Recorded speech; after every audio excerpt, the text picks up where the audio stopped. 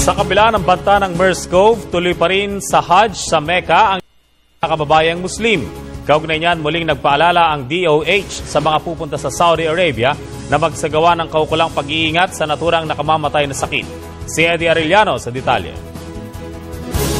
Sa kabila ng panawagan ng DOH ARM na huwag munang ituloy ang pilgrimage ng mga kapatid nating mga Muslim sa Mecca ngayong buwan ng Setyembre dahil sa banta ng Middle East Respiratory Syndrome Coronavirus o MERS-CoV, 6,000 pilgrim sa buong bansa ang tutuloy upang mag-Hajj.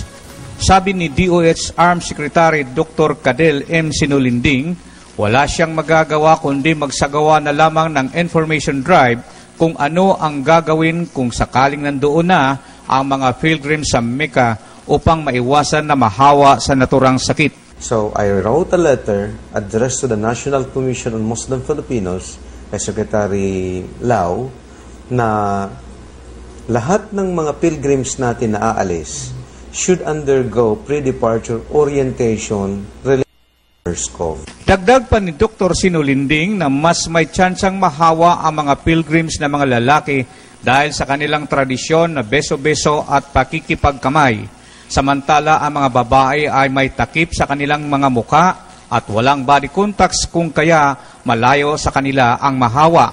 Ang sakit ay makukuha mula sa laway at mga pag-ubo. Samantala, pinanggambahan din ang pagdating ng delegasyon ng Africa dahil sa Ebola virus na talamak naman sa naturang kontinente. Posible din ito makahawa sa ating mga pilgrims. Hindi pa ma-detect. Ang problema dyan, pagdating sa bahay, may susceptible individual, nagkisa sanggol, nagkisa lola, lolo, kasi yun ang tradisyon natin.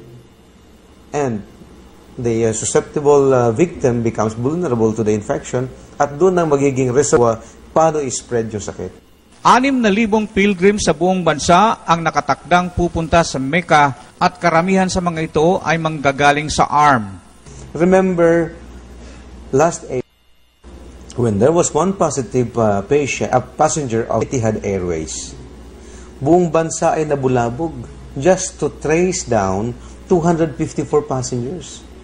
We are talking of 6,000 pilgrims this year. At hindi pa kasali yung mga Umrah Hajj.